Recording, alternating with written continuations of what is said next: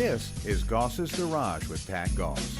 Call the show now at 844-885-4677. Hey folks, make sure to subscribe to the Goss's Garage radio show on YouTube, where you can find tips and tricks to save you time and avoid headaches. Remember, if you got something you want to talk about, the number is 844-885-4677.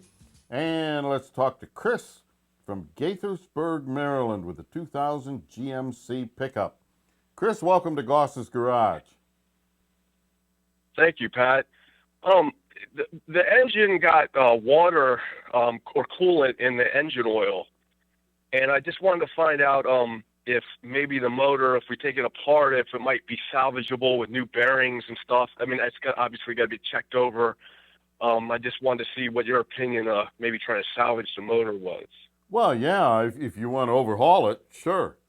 The thing of it is that what normally happens is that the coolant attacks the bearing material, the surface of the bearings on the crankshaft, and that causes the bearings to get like little pock marks in them.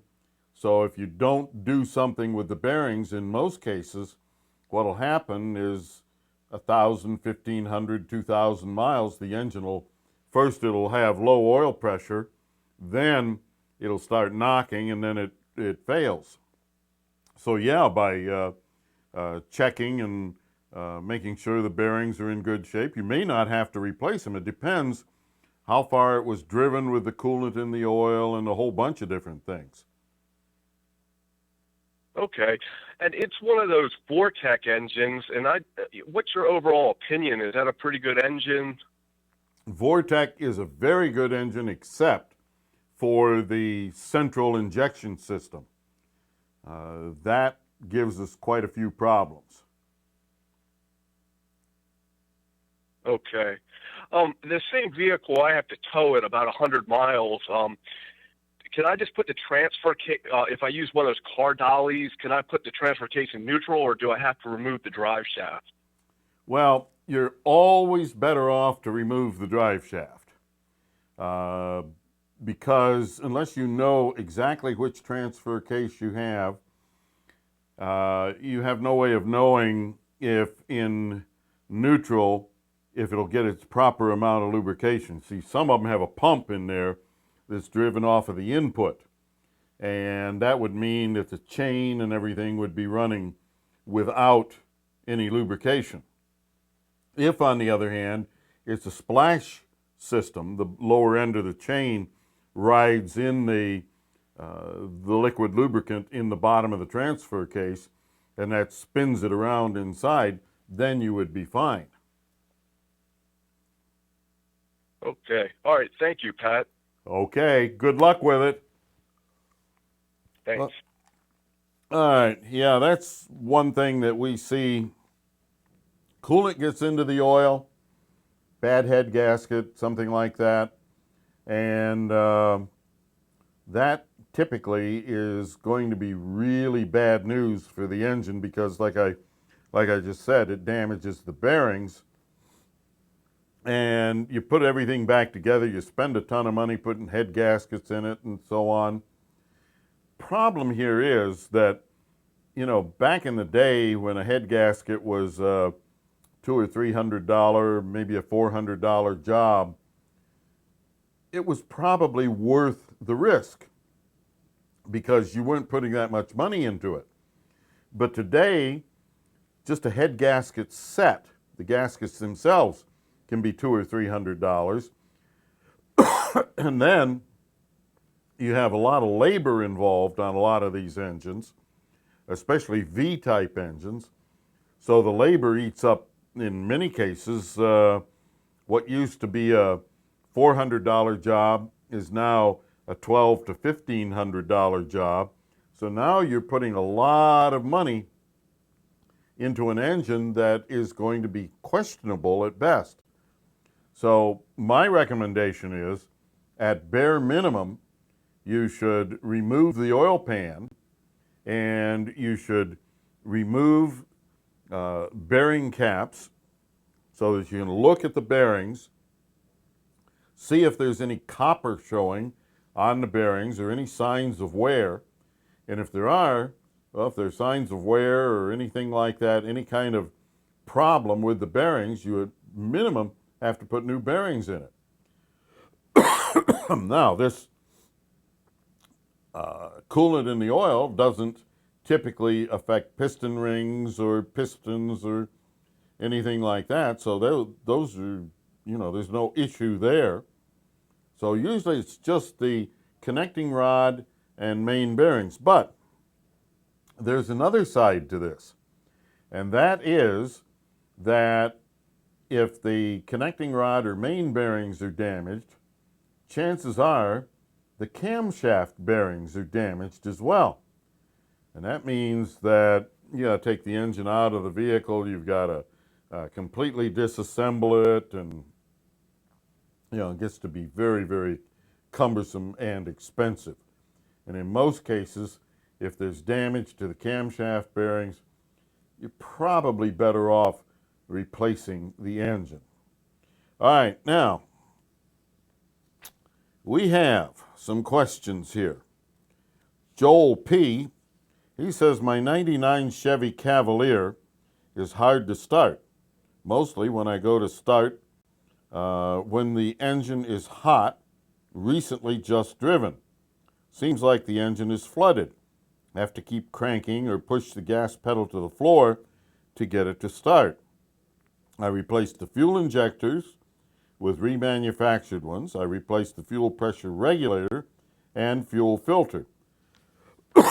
I thought this would have fixed the car, but it starts the same as before. All right. Now, Joel, here's a classic example of throwing parts at a car. You know, you can throw all sorts of stuff. You could have potentially put every piece of that fuel system, replaced it with brand new stuff, and still had the same problem. Because frequently the causes of problems on modern cars is going to be outside the system where you're dealing with cause and effect. See, the effect is that the engine is flooded. Well, what could flood the engine? Well, that would be fuel injectors or fuel pressure regulator, stuff related directly to the fuel system. All right, but on a modern car, the cause could be something outside of that system entirely. So, Joel, have you checked injector pulse width? Injector pulse width is what you're going to do is you're going to use a meter or an oscilloscope to measure how long the injectors are turned on. And during cranking, there is a specific amount of time based on the temperature and so on that they should be turned on. So that's something that should be checked. Have you checked fuel pressure? See, in many cases what we find, and depending where you bought your fuel pressure regulator, maybe it was a bad fuel pressure regulator, but apparently you didn't test it, you just replaced parts.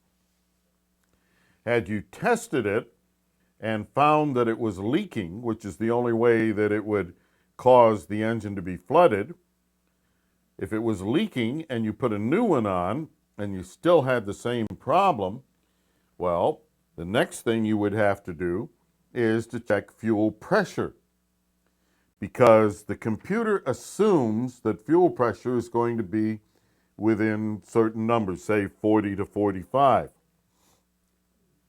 And the computer knows that if it turns on a fuel injector for 3 milliseconds with fuel pressure in that range, that it's going to get the right amount of fuel into the engine. But suppose your new fuel pressure regulator came from some cheap-ass offshore source, and believe me, there's all kinds of this garbage out there. Maybe it's not calibrated right, and maybe your fuel pressure is too high. Computer says, okay, we need 3 milliseconds of the computer or the injectors being turned on to start this engine, and it does that. But you've got 80 psi, and that means you get twice as much fuel. That floods the engine, and you have the same problem you had with the leaky fuel pressure regulator. So you need to check fuel pressure. Next thing, you have to check the inlet air temperature sensor. May be reporting a really cold temperature. You see, the computer looks at the inlet air temperature sensor. That tells it how cold the air is coming into the engine. And based on that, as the temperature goes down, it has to deliver more fuel. So it pumps more fuel into the engine based on that reading. Well, if it is reporting a lot colder than what it actually is, then you're going to get too much fuel. Same thing with the coolant temperature sensor. In that case, it's going to look at the coolant temperature, and based on what that coolant temperature is, it's going to inject the proper amount of fuel to start that engine at that temperature. Colder the coolant, the more fuel we need.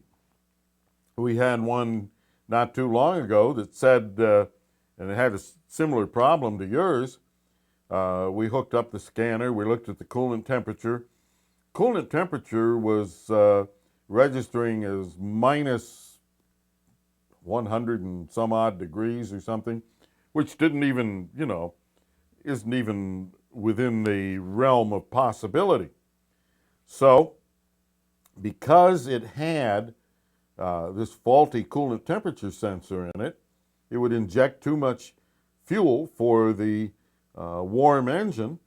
The engine would be flooded instantly, and you'd have to put it into clear flood mode, and that's where you hold the pedal against the floor while cranking the engine, and that was the only way you could get it started. New coolant temperature sensor fixed the problem. Now, next thing, have you tested the mass airflow sensor? See, the airflow sensor tells the computer how much air is coming into the engine. And based on that information, the computer turns on the injectors for the proper amount of time to inject enough fuel to match that amount of air coming into the engine. You have to have an exact match between the amount of air coming into the engine and the amount of fuel we mix with it. Okay?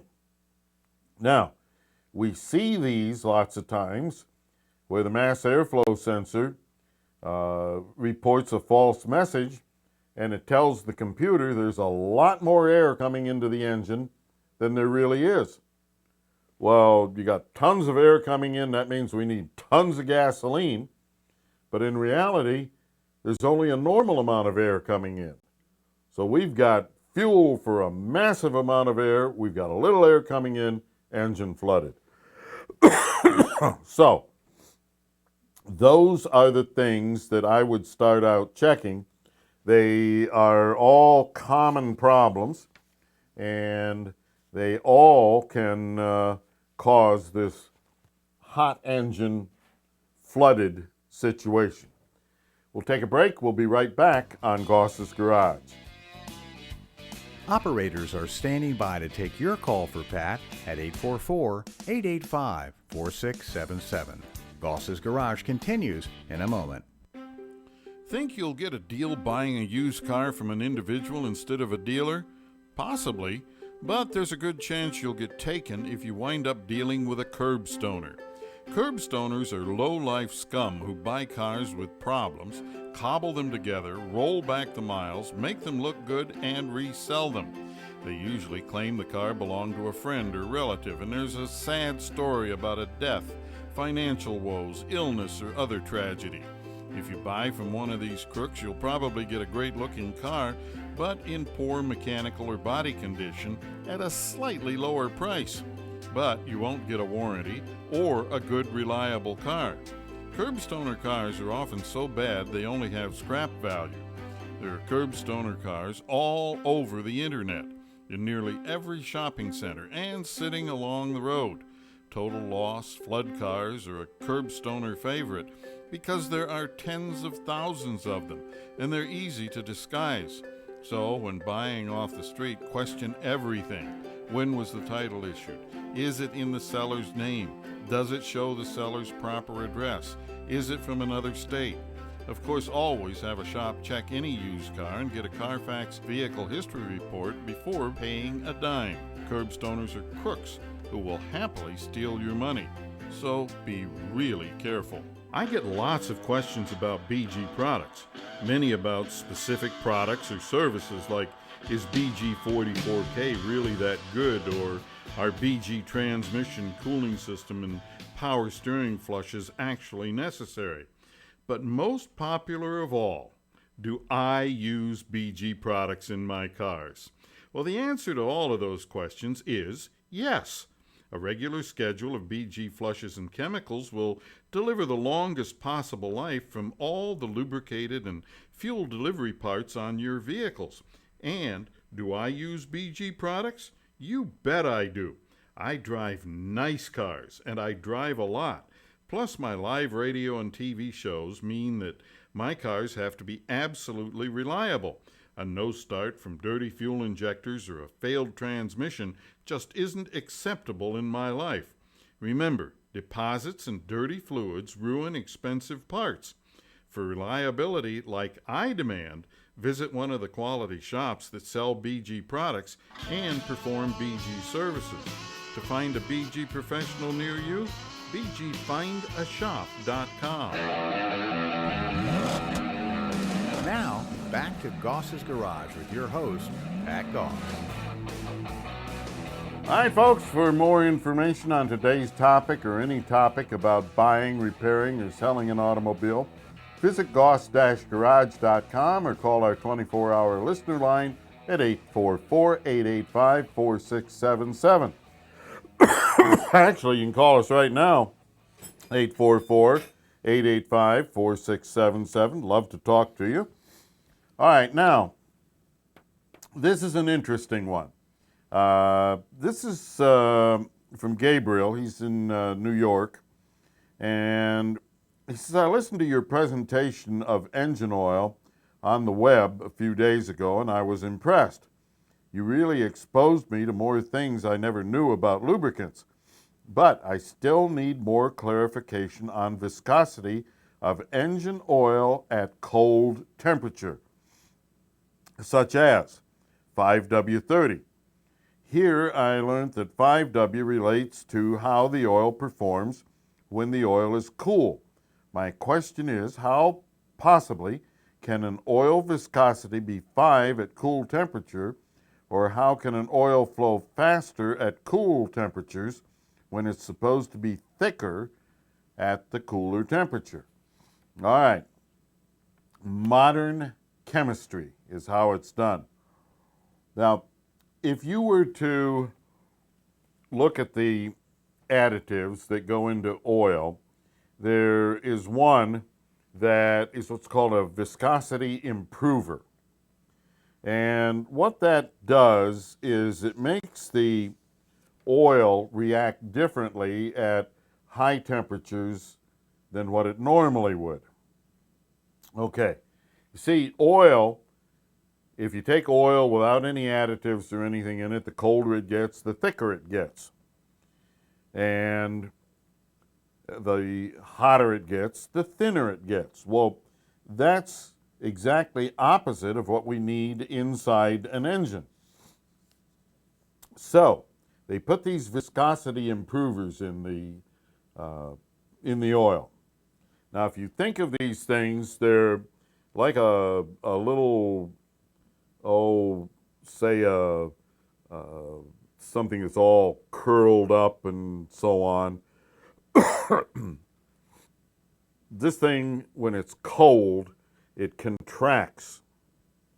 If you think of I guess they're called jacks that the kids play with or used to play with or whatever, little spiky things. All right, think of these viscosity improvers as being like that. And you cool them down, the little spikes, they curl up and they pull themselves together and they become smaller.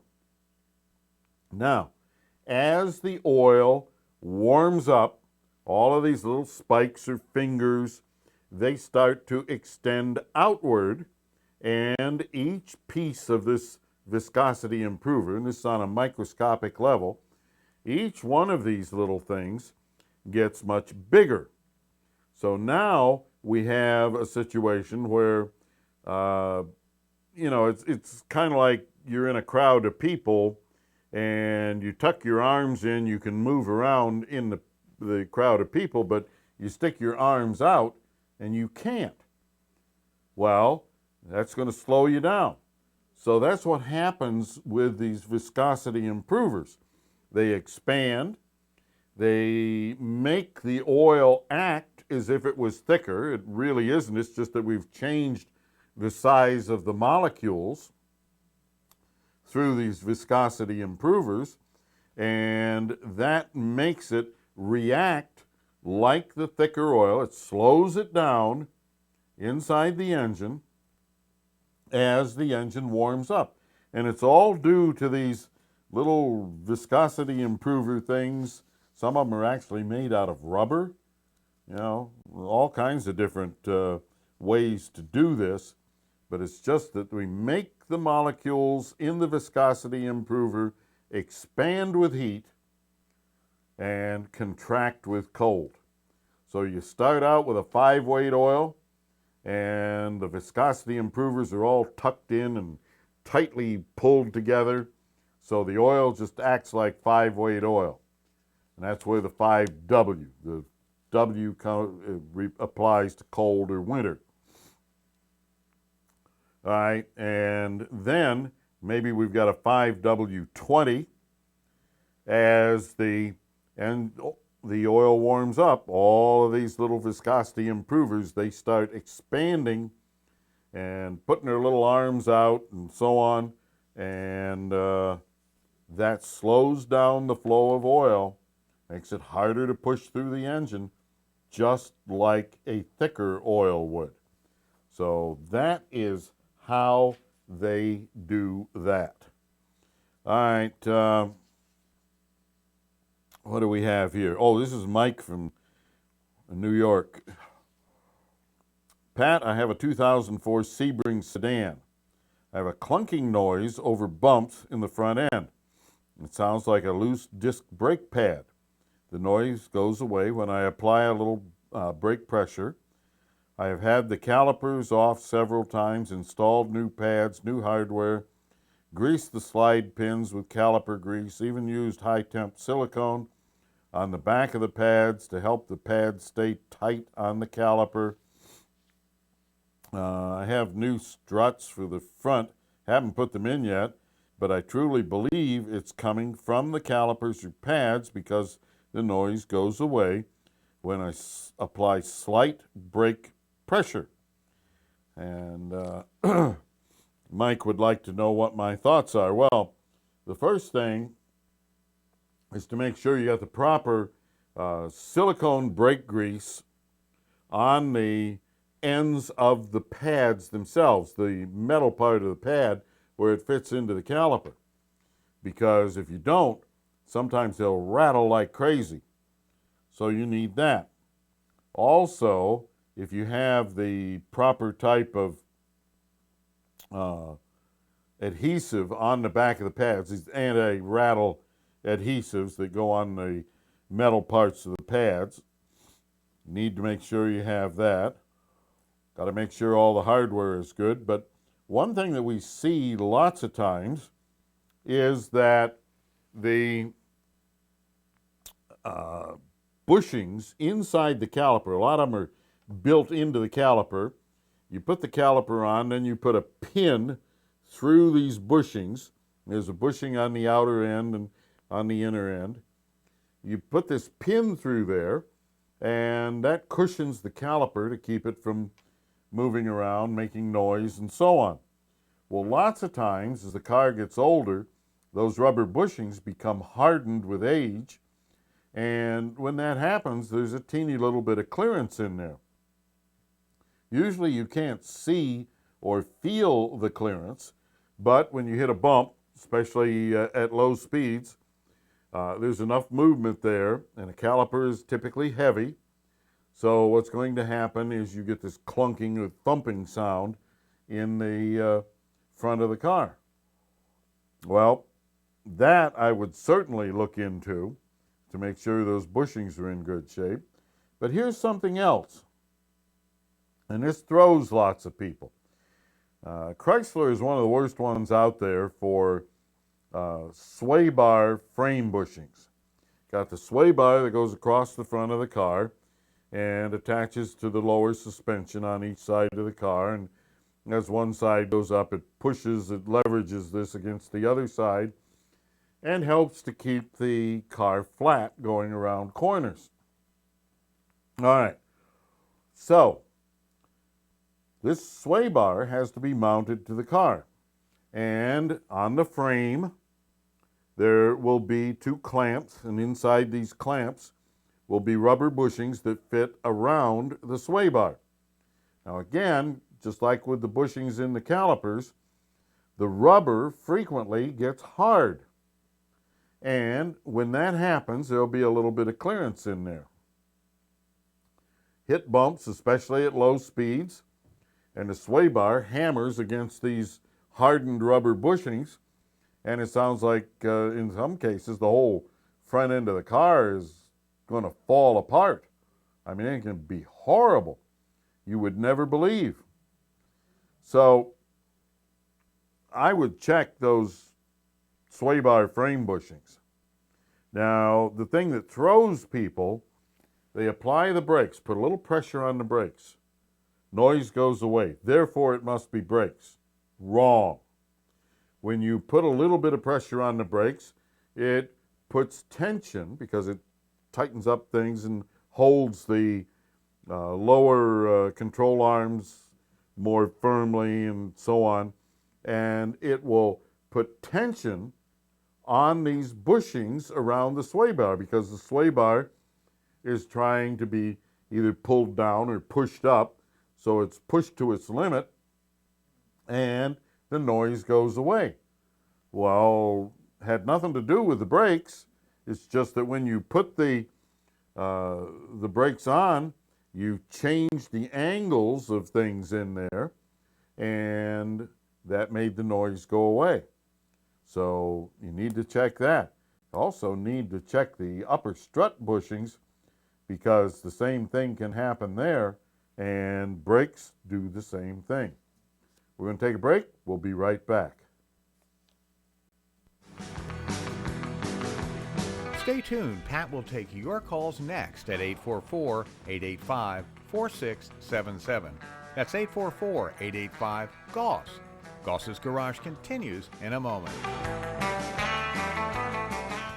Life changes at a ferocious pace these days, especially when it comes to maintaining our cars. For example, automatic transmissions now need regular fluid flushes. Transmission fluid breaks down with use, and although it may look fine, its additives wear out and it can no longer properly protect bands, clutches, seals, and other hugely expensive parts inside your transmission. Bottom line, more wear and a shorter transmission life. Now you can significantly extend transmission life with a BG transmission flush every 24 to 30,000 miles or 2 years. BG makes the best transmission flush machine I've ever tested. It renews all of the fluid in your transmission, not just a small part of it. The BG transmission flush machine is safe too, because it uses the natural circulation of the transmission. Your transmission will work better and last longer. As with everything BG offers, this is a superior service. For more information, go to bgprod.com or bgfindashop.com. Don't fall victim to "it looks good, therefore it must be good." Like when thump bump you're tapped by another car at a traffic light or in a parking lot. You get out and look, and being a good person, yeah, right. You just don't want the hassle of calling the cops and your insurance company. Plus, you don't even see a scratch, so you let it go. That could be a minor to deadly mistake. What you see is purely cosmetic, but hidden behind the cosmetics are safety systems. Those hidden parts absorb and dissipate energy, and they may have been damaged in that tiny bump. The problem is that unless you have energy absorbers and crumple zones checked, they may not protect you if your car is hit again in the same spot. Most safety parts are one-time use, and that first minor bump may have used up a portion of their effectiveness. Then, in an actual accident, they're only partially effective.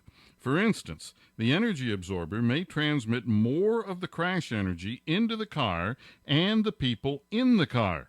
That could mean the difference between no or minor injuries or something worse, especially for young or elderly passengers. Even in bumps that seem like a total non-issue, take a minute to exchange information, then have the safety parts behind the bumper checked. It might save a life. This is Goss's Garage with Pat Goss. Call the show now at 844-885-4677. That's 844-885-GOSS. And now, Pat Goss. Folks, make sure to subscribe to the Goss's Garage radio show on YouTube, where you can find tips and tricks to save you time and avoid headaches. All right, now, next question. Greetings, could you please clarify for me the proper way to turn on the air conditioning in my car to extend the compressor life?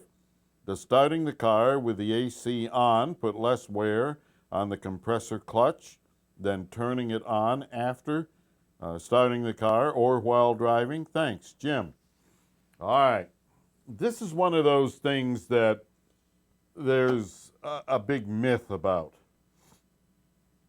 I guess maybe way back when, there might have been a difference. Now, I don't even know if that is true or not. But the fact of the matter is, if you were to look at an ignition switch is not one switch. It is a series of different switches built into one housing.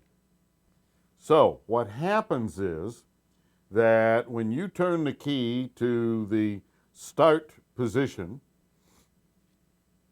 as this switch moves internally, it disconnects certain things like the AC compressor and anything else that might create a big load on the battery or that might be damaged by being turned on while the engine is cranking.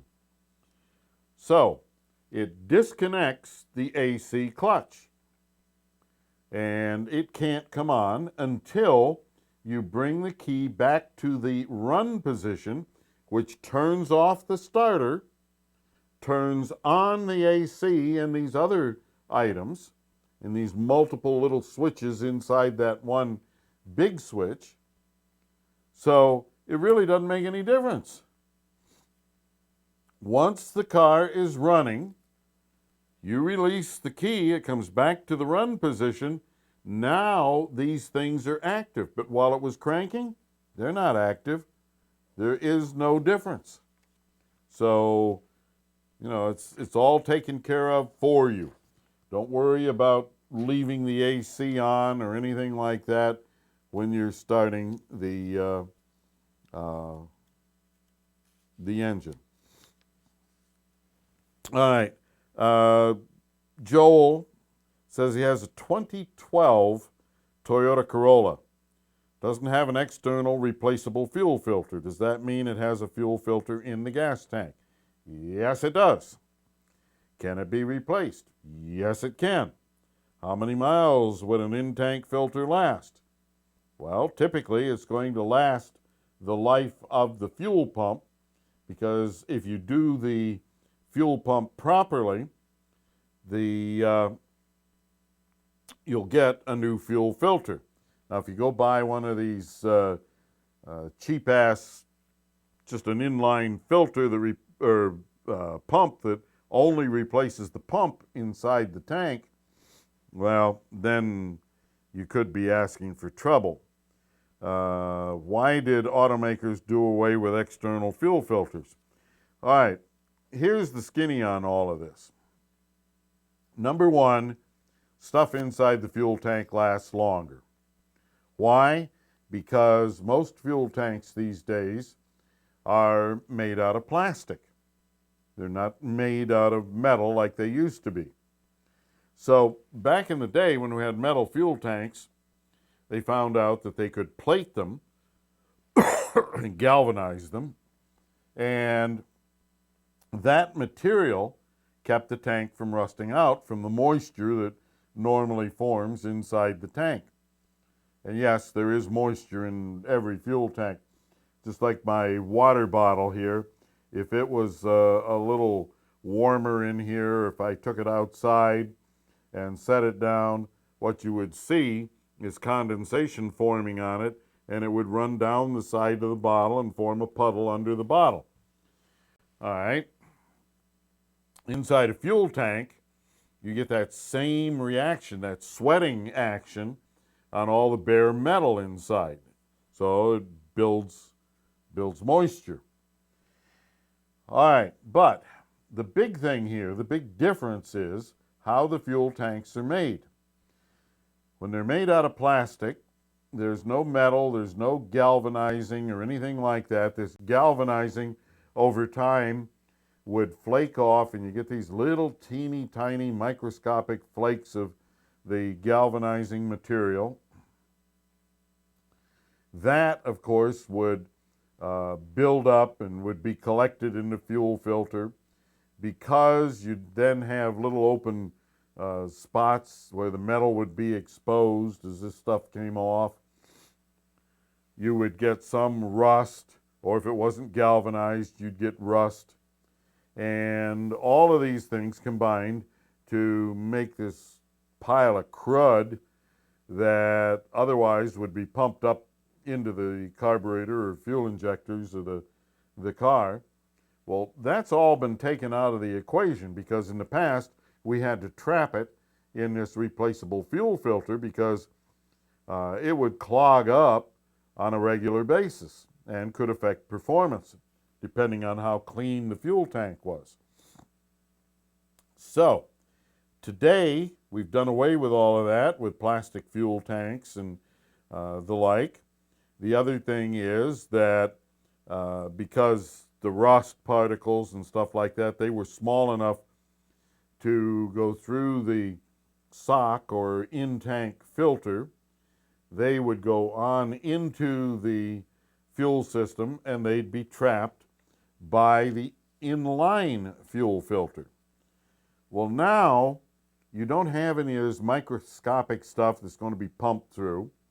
If you get dirt in your fuel tank from a dirty fuel dispenser or something like that, that dirt is not going to be microscopic in most cases. It is going to be or much larger than microscopic. It's going to be chunks of dirt or something like that. And it isn't going to happen on an ongoing basis. It's going to be a one-shot deal. And if any of it gets sucked through the sock on the pickup tube, it's going to be trapped by the in-tank filter, but it's not going to be a constant thing going on. It's one time, it happens, it's done, it's trapped, and that's the end of it. Well, with the way these things work, then you're not going to have this constant supply of crud that needs to be trapped and kept away from the parts of the fuel system. So, the fact of the matter is, most of these in-tank filters last the life of the fuel pump. And then when you buy a fuel pump, if you do it right, what you're going to do is you're going to get a capsule.